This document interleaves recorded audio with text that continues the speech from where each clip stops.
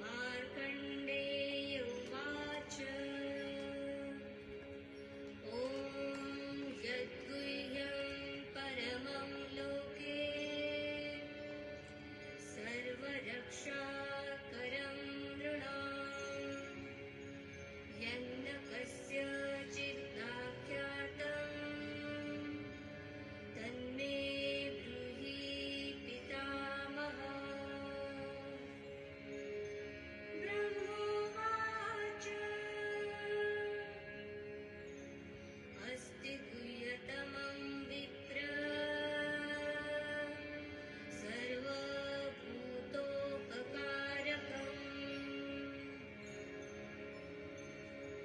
देव्यास्तु कवचं पुण्यम् तस्नुष्व महामुने।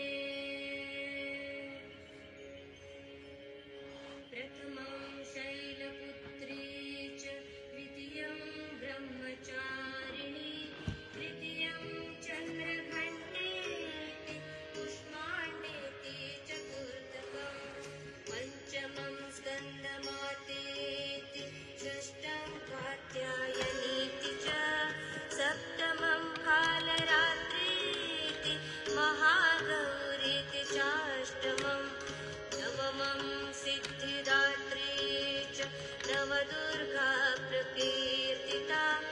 उत्कानि तानि नामानि ब्रह्मणैव महात्मना अग्निना दह्यमानस्तु शत्रुमध्ये गतोरणे विषमे दुर्गमे चैव भयार्ता शरणं गतः तेषां जायते किञ्चित् अशुभं रणसङ्कटे नापदं तस्य पश्चामि शोकदुःखभयं नहि येस्तु भक्त्या स्मृता नूनं तेषां वृत्तिः प्रजायते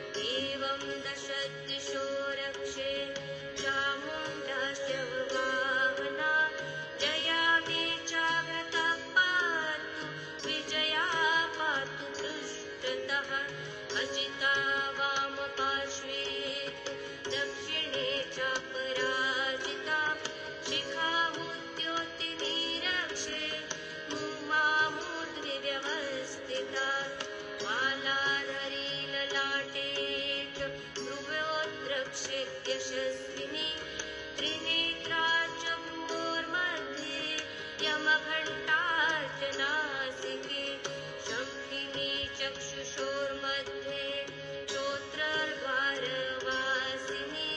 कपोलो कालिका रक्षे कर्णमूले तुषाङ्करी नासिकायां सुगन्धाश्च उत्तरोष्ठे च चर्चिका अधरे चामृतकला जिह्वायां च सरस्वती दन्तान् रक्षतु कौमारी कण्ठदेशे तु चण्डिका घण्टिका चित्रघण्टाश्च महामाया च तालुके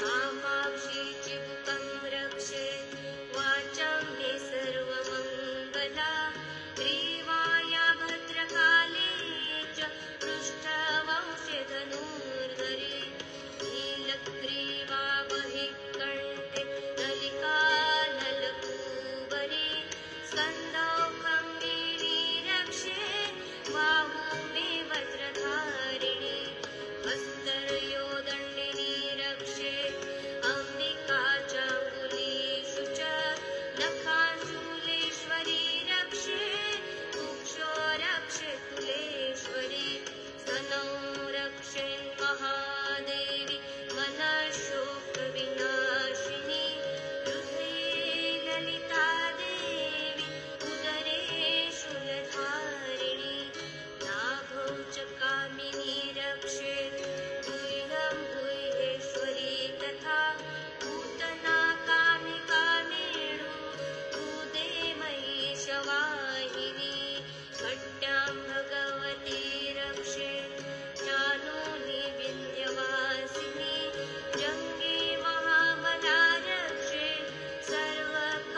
सर्वकामप्रदायिनी उल्फयो नारसिंही च पादपृष्ठे तु तेजसे पादाङ्गुलीषु श्रीरक्षे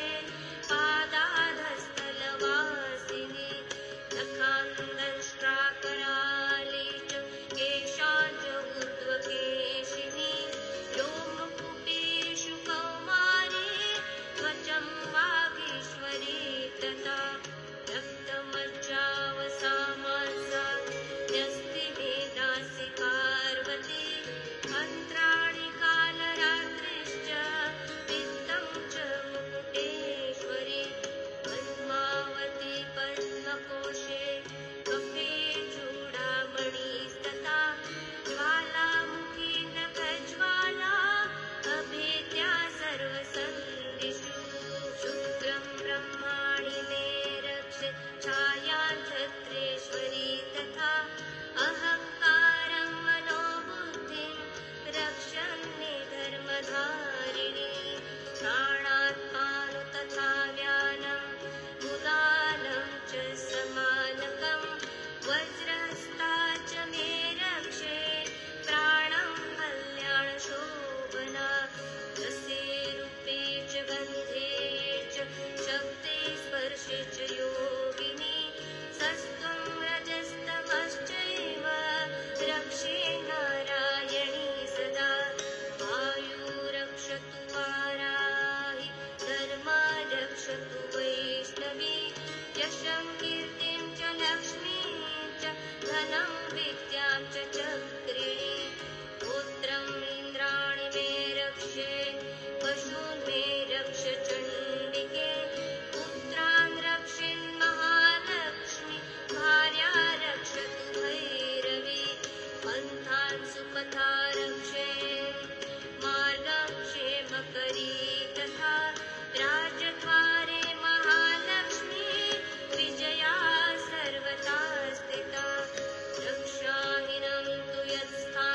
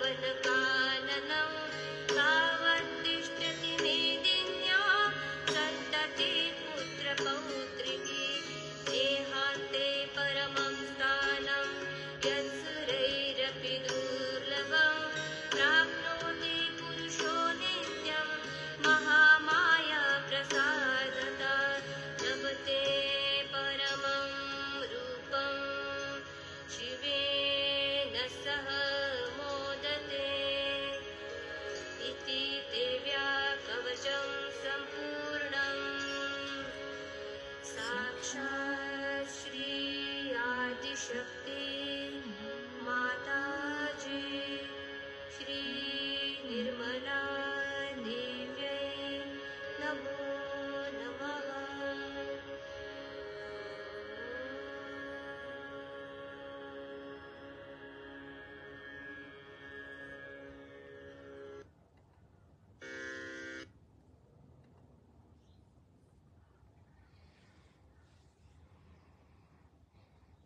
Let us keep our attention on our palms and on our Sahasrara. And after listening to the Devi Kavach, we can now listen to Shri Shiv Kavach and continue to be in meditation. And after this, we will listen to a short talk given by Shri Mataji. Shri अमोघ शिव कवचम।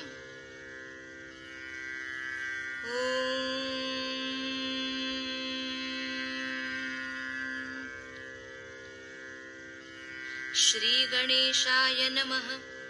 ओम अस्य श्री शिव कवच स्तोत्र मंत्रस्य ब्रह्मा ऋषिः अनुष्टुप् छन्दः श्री सदाशिव रुद्रो देवता ह्रीं शक्तिः रं कीलकं श्रीं ह्रीं क्लीं बीजं श्री सदाशिव प्रीत्यर्थे शिवकवच स्तोत्र जपे विनियोगः करन्यासः।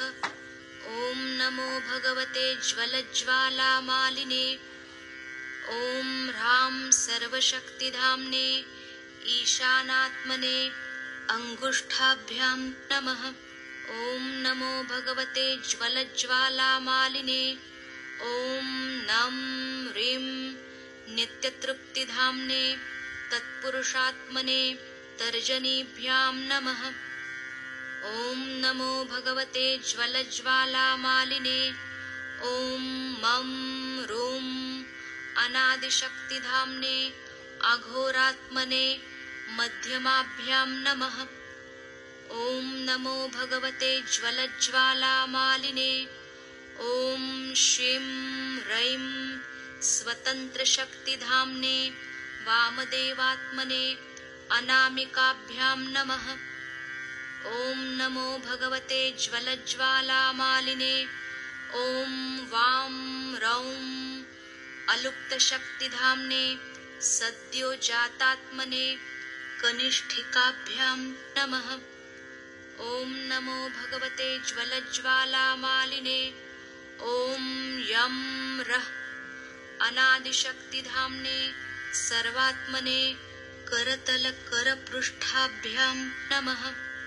अथ ध्यानम् वज्रदंष्ट्रं त्रिनयनं कालकण्ठमरिन्दमं सहस्रकरमत्युग्रं वन्दे शम्भुमुमापतिम्। ऋषभ उवाच अथापरं सर्वपुराणगुह्यं निःशेषपापौघहरं पवित्रं जयप्रदं सर्वविपत्प्रमोचं वक्ष्यामि शैवं कवचं हितायते।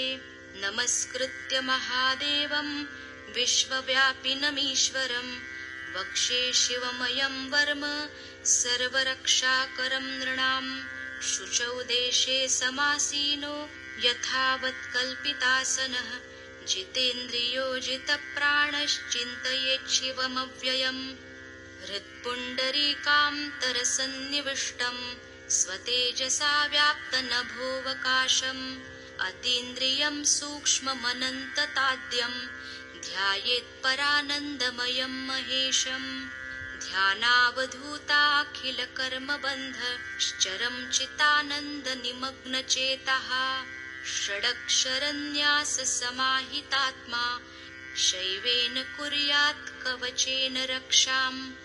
मां पातु देवोऽखिलदेवतात्मा संसारकूपे पतितं गम्भीरे। तन्नाम दिव्यं वरमन्त्रमूलं धुनोतु मे सर्वमघं हृदिस्थम्। सर्वत्र मां रक्षतु विश्वमूर्तिर्ज्योतिर्मयानन्दघनश्चिदात्मा अणोरणीयानुरुशक्तिरेकः स ईश्वरः पातु भयादशेषात् यो भूस्वरूपेण बिर्भीतविश्वं पायात् स भूमेर्गिरिशोष्टमूर्तिः योपां स्वरूपेण नृणां करोति सञ्जीवनं सोऽवतु मां जलेभ्यः कल्पावसाने भुवनानि दग्ध्वा सर्वाणि यो नृत्यति भूरिलीलः सकालरुद्रोऽवतु मां दवाग्नेर्वात्यादिभीतेरखिलाच्चतापात् प्रदीप्तविद्युत्कनकावभासो विद्यावराभीतिकुठारपाणिः चतुर्मुखस्तत्पुरुषस्त्रिनेत्रः प्राच्यां स्थितं रक्षतु मामजस्त्रम्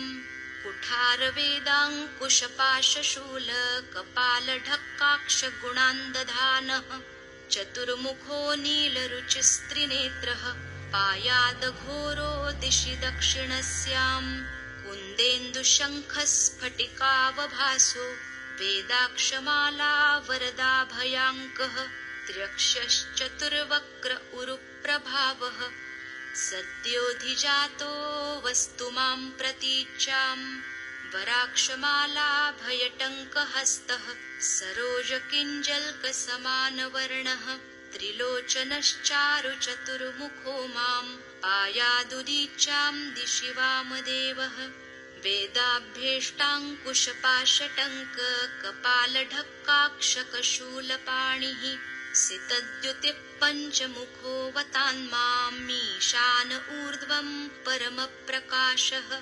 मूर्धानमव्यान्मम चन्द्रमौलिर्भालं ममाव्यादथ भालनेत्रः नेत्रे ममाव्याद्भगनेत्रहारी नासां सदा रक्षतु विश्वनाथः पायाच्छ्रुति मे श्रुतिगीतकीर्तिः कपोलमव्यात् सततं कपाली वक्रं सदा रक्षतु पञ्चवक्रो जिह्वां सदा रक्षतु वेदजिह्वः कण्ठं गिरीशोऽवतु नीलकण्ठः पाणिः द्वयं पातु पिनाकपाणिः दोर्मूलमव्यान्मम धर्मबाहुर्वक्षस्थलं दक्षमखान्तकोऽव्यात् मनोदरं पातु गिरीन्द्रधन्वा मध्यं ममाव्यान्मदनान्तकारी हेरम्बतातो मम पातु नाभिं पायात्कटिं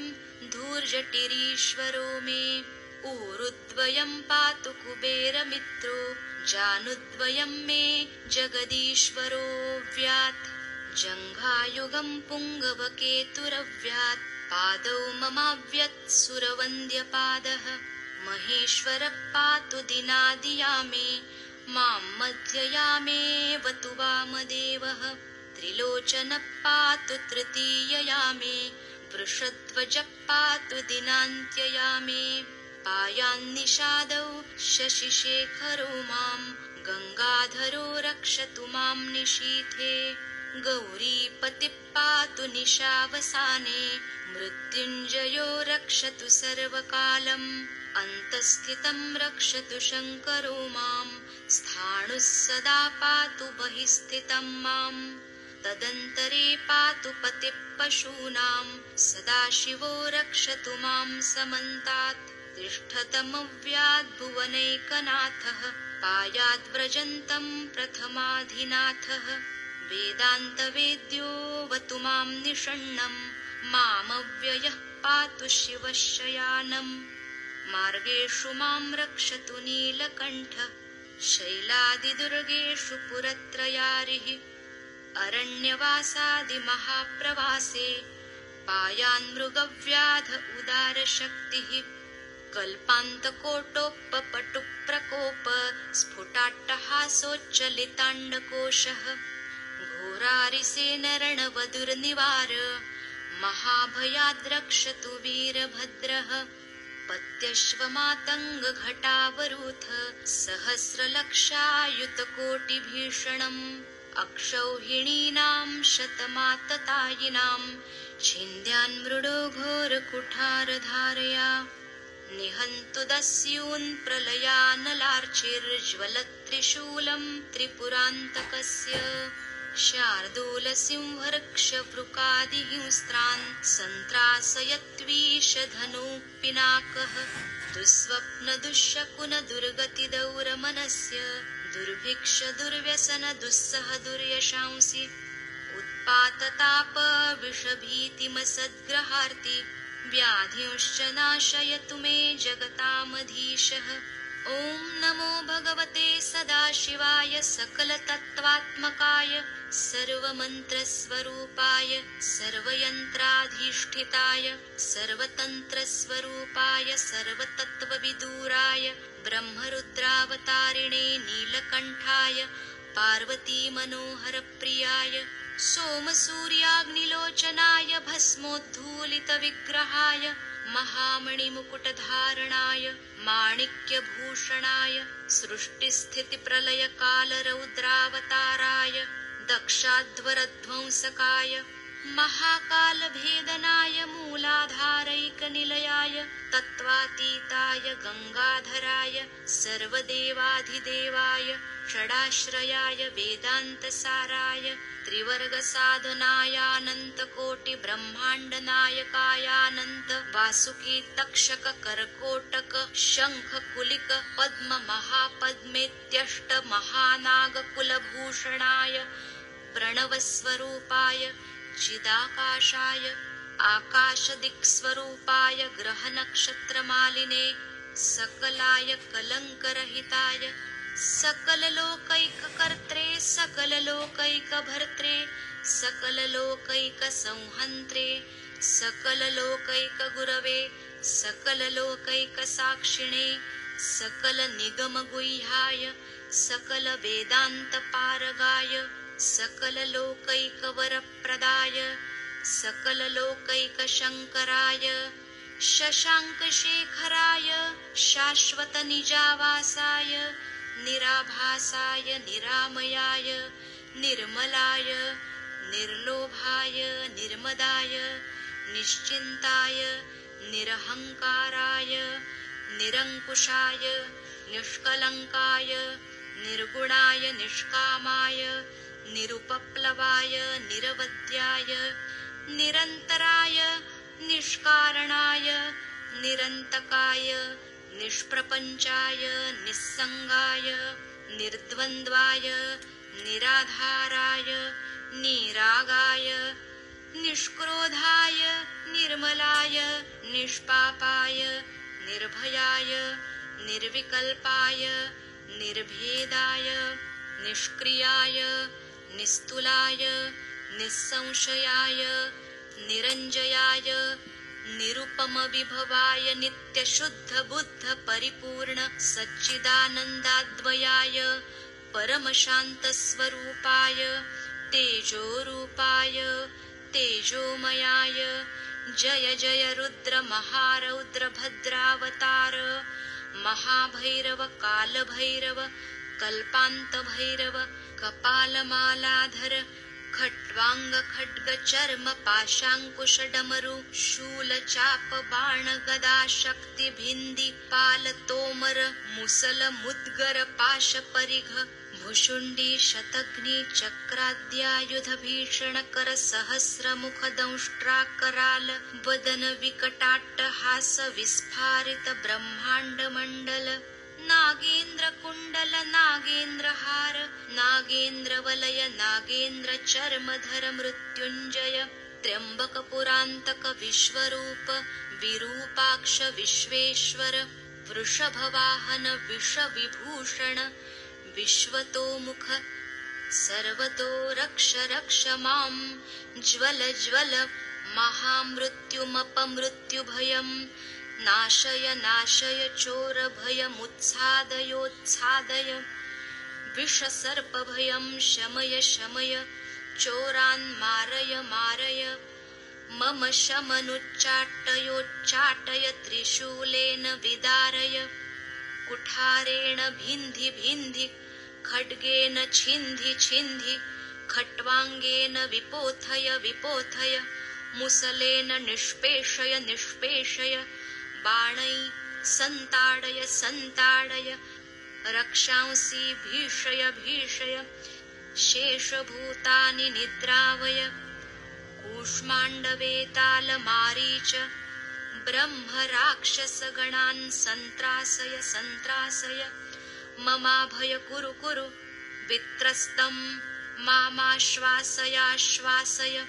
नरकमहाभयान् मामुद्धर सञ्जीवय सञ्जीवय क्षुतृङ्गभ्यां मामाप्याय आप्याय दुःखातुरम् मामानन्दयानन्दय शिवकवचेन मामाच्छादयाच्छादय मृत्युञ्जय त्र्यम्बक सदाशिव नमस्ते नमस्ते नमस्ते।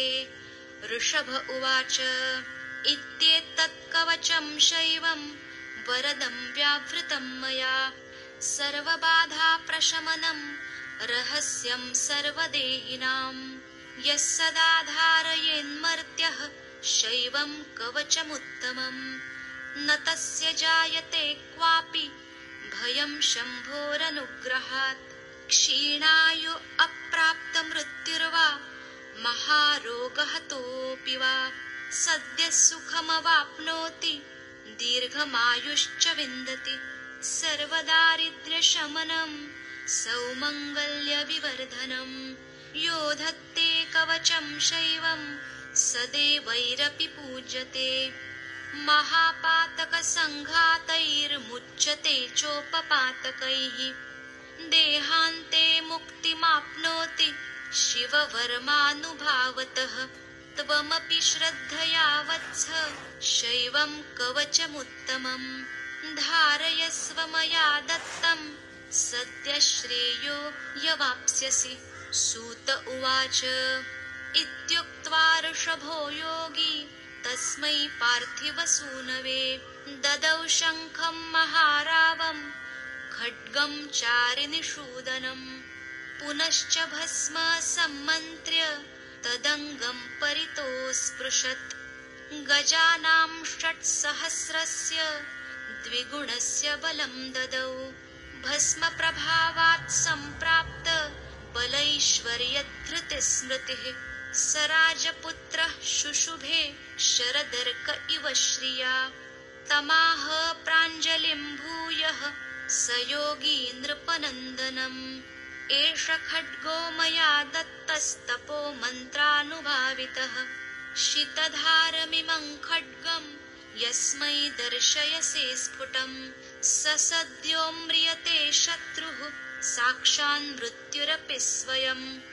अस्य शङ्खस्य निर्ह्लादं ये शृण्वन्ति तवाहिताः ते मूर्छिताः पतिष्यन्ति न्यस्तशस्त्राविचेतनाः खड्गशङ्खाविमौ दिव्यौ परसैन्यनिवासिनौ आत्मसैन्यस्य पक्षाणां शौर्यतेजो विवर्धनो एतयोश्च प्रभावेण शैवेन कवचेन च 200 नागानां बलेन महतापि च भस्मधारणसामर्थ्याच्छत्रुसैन्यं विजेष्यसि प्राप्य सिंहासनं पित्र्यं गोप्तासि पृथिवीमिमाम् इति भद्रायुषं सम्यगनुशास्य समातृकम् ताभ्यां पूजितः सोऽथ योगी स्वैर्यगतिर्ययौ इति श्रीस्कन्दपुराणे 81 तृतीये ब्रह्मोत्तरखण्डे अमोघशिवकवचं समाप्तम्। साक्षात् श्री आदिशक्ति माताजी श्री निर्मला देव्यै नमो नमः।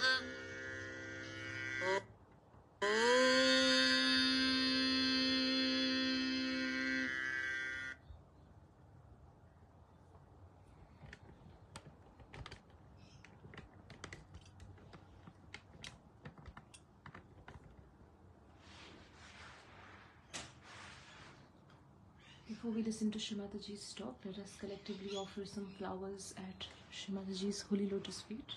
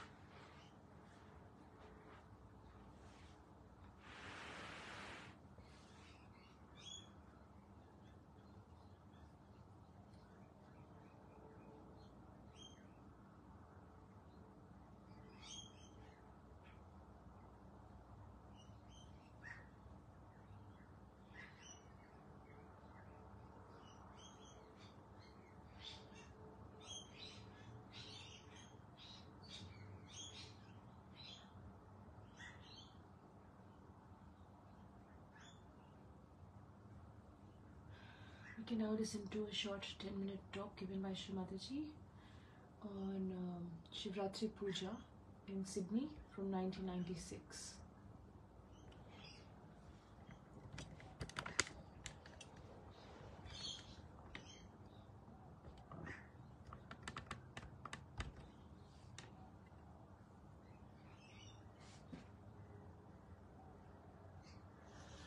Today we are going to do puja to Shiva, Sri Shiva.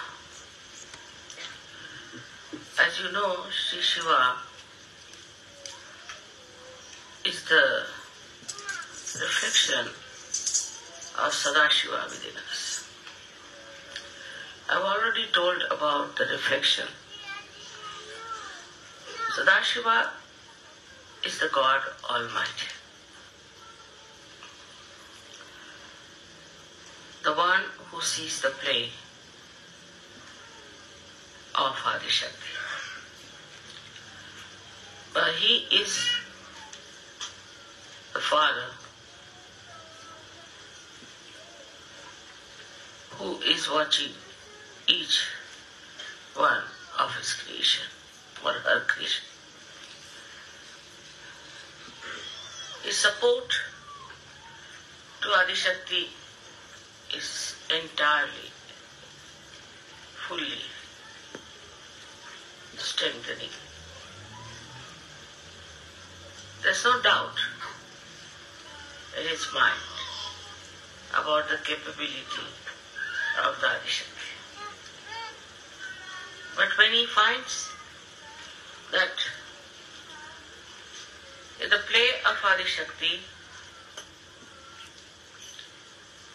the people or the world as such try to disturb her or spoil her work, then he gets into his wrathful mood and he destroys all such people.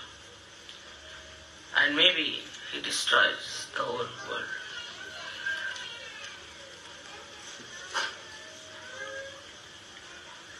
On one side he is wrathful, no doubt. On the other side is the ocean of compassion and joy. That's why when it is reflected within us, we get our self-realization. We get the light of our spirit and we get into the ocean of joy. Also, He is the ocean of knowledge. So, those who get self-realized get the knowledge of the divine, which is very subtle, permeating into every atom and molecule. The power of this knowledge is there. Now we should know what is this realization we have got. What does that mean? And what is the culminating point? Now the first step is to become thoughtlessly aware, where you cross your mind. You go above your mind. Mind cannot affect you. This is the first stage, as we call it, thoughtless awareness. Second one is where you start seeing the working of this Parama Chaitanya, of this all-pervading power, and you start becoming aware that there is a lot of truth in what Mataji says, that there is this power which works out many things. It works miraculously so many things for you. It gives you blessings, it guides you, it helps you. In so many ways it helps you. It gives you good health, good wealth, and also a very good society of very beautiful people in the collective. All that you can see clearly is happening here. Now this main question today, which I am going to tell you about, that what is God's realization. First is the self-realization, and there are many ambitious people who want to become God's realization. First and foremost thing, you should know that human beings cannot become God. It's not the becoming of it. You have not become also in a way spirit, because the spirit is emitting through you, using you, giving you, looking after. If you become the spirit, there won't be any body, nothing will be left. So with this body intact, your spirit is acting through this body, is giving you all the light. But one cannot become God Almighty. This one has to understand very clearly. But what is God's realization is to know about God. You see, to know about God means to know how His powers are working, how He controls, by becoming part and parcel of God Almighty. Like my finger doesn't know about my brain, but it acts according to my brain. The finger cannot become the brain, but it has to act absolutely according to my brain, because it is so connected, it is so one. Here, when you have the God's realization, then you know about the brain, you know about God, you know about His powers, you know everything about Him. As far as I am concerned, it's a difficult task for you, because I am a Mahamaya. It's very difficult for you to know each and everything about me. I am quite a elusive person, as you know that way. And whatever I do or whatever I achieve, it is just for you to see and understand that after all, this is Adi Shakti, and she can do all these things. You can also do all the things, but you cannot become me. But you have to know through love, through devotion, through prayers. To know the God's powers is the way you are God realized. Then you can control the nature, you can control everything. If you have that knowledge in you about God, for that a complete humility is needed. That you cannot become God. Cannot become God Almighty. You cannot become the deities. But definitely you can become God realized. Means God acts through you. Uses you as His power, as His channel. And that you know what He is doing to you, what He is telling, what His vision is, and what is the information. The connection is like that. Many people in Sahaja Yoga have been benefited, I know. But they don't know how they have been benefited. What has worked it out, how it has worked it out, what connection of theirs has helped. Once you do that, you know that clearly how things are working out, with what power you have achieved it. Then it's a God's realization. Such people become extremely powerful in the sense that they can control so many things. There have been many saints of that kind, but sometimes they fell from even that and they developed their ego. They didn't have their own humility that they should have, that devotion, that dedication, that surrendering. They fell down. And you see them, I've seen some of them, that they become quite proud of their achievements and they don't want to give it to anyone.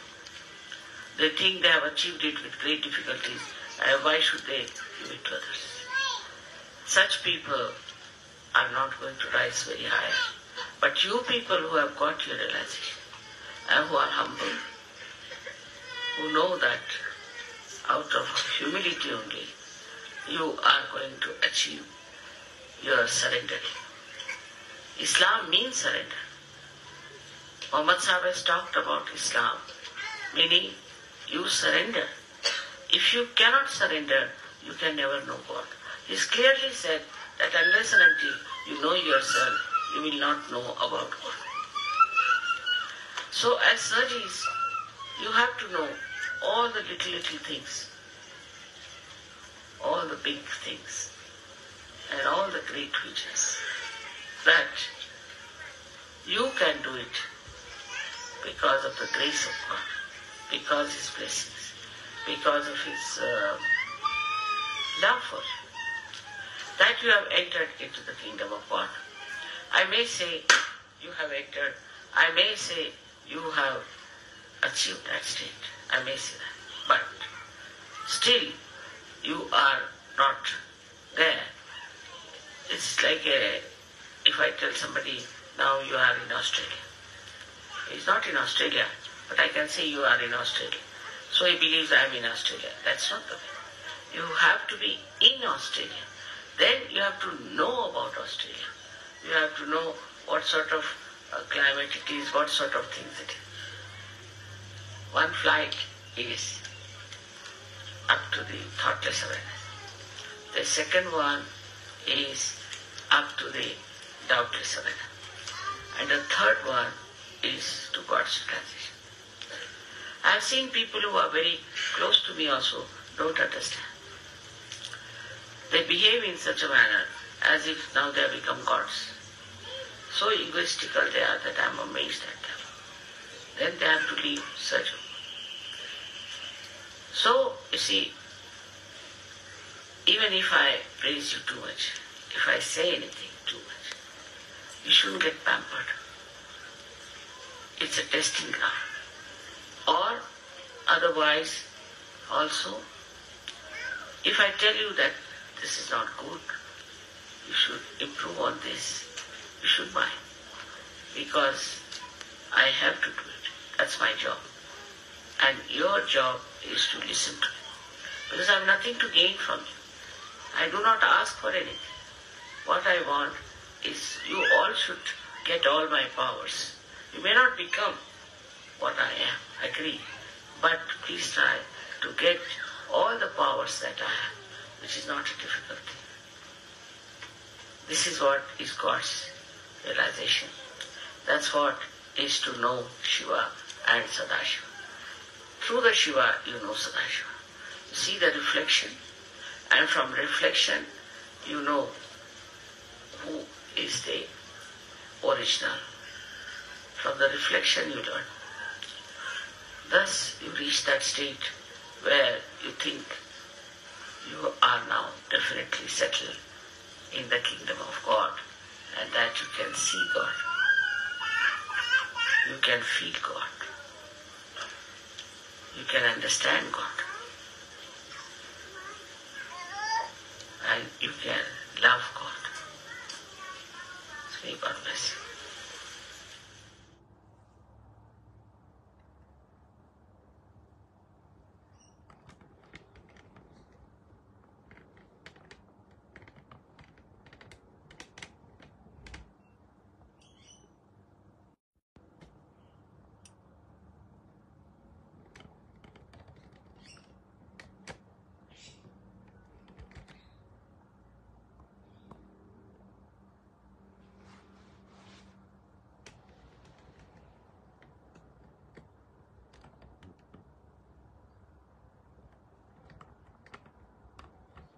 Just meditate for a little while longer and finish for today.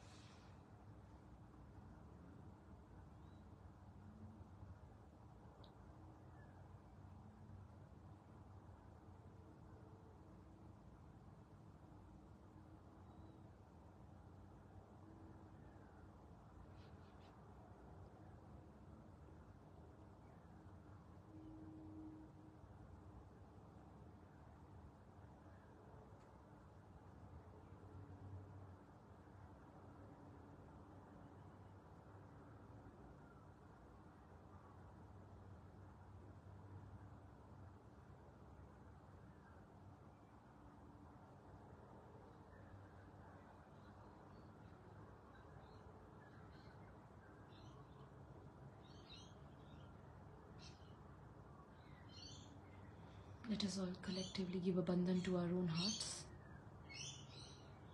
Let us bring our attention on our heart, and we can move our right hand clockwise on our center heart.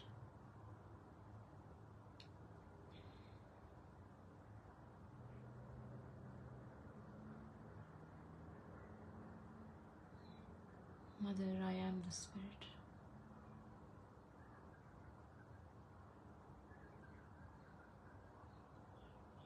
I am the pure Spirit.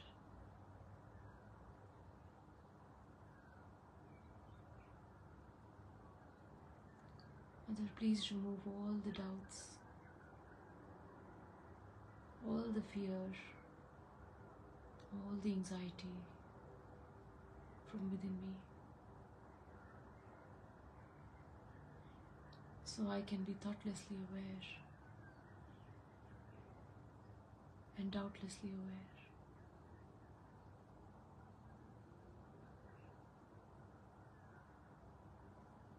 And move a step closer to God's realization.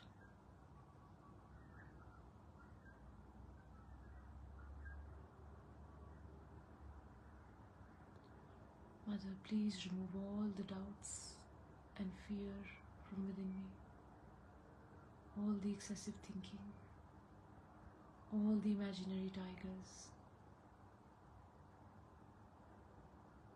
all the doubts. Mother, please strengthen our heart with all your love, with all your comfort.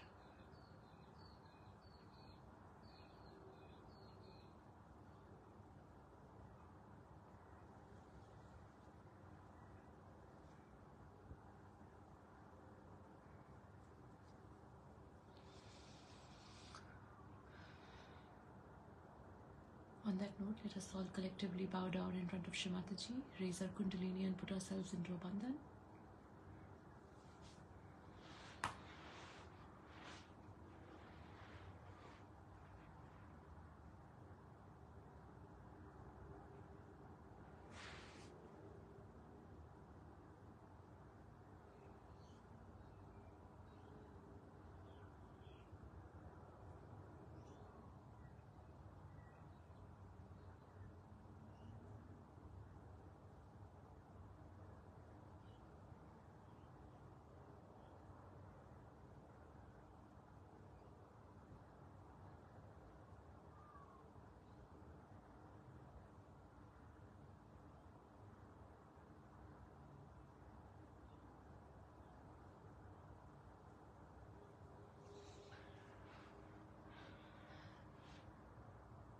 Thank you so much for joining today. I hope you have a beautiful Sahaj day ahead. Jai Shri Mataji.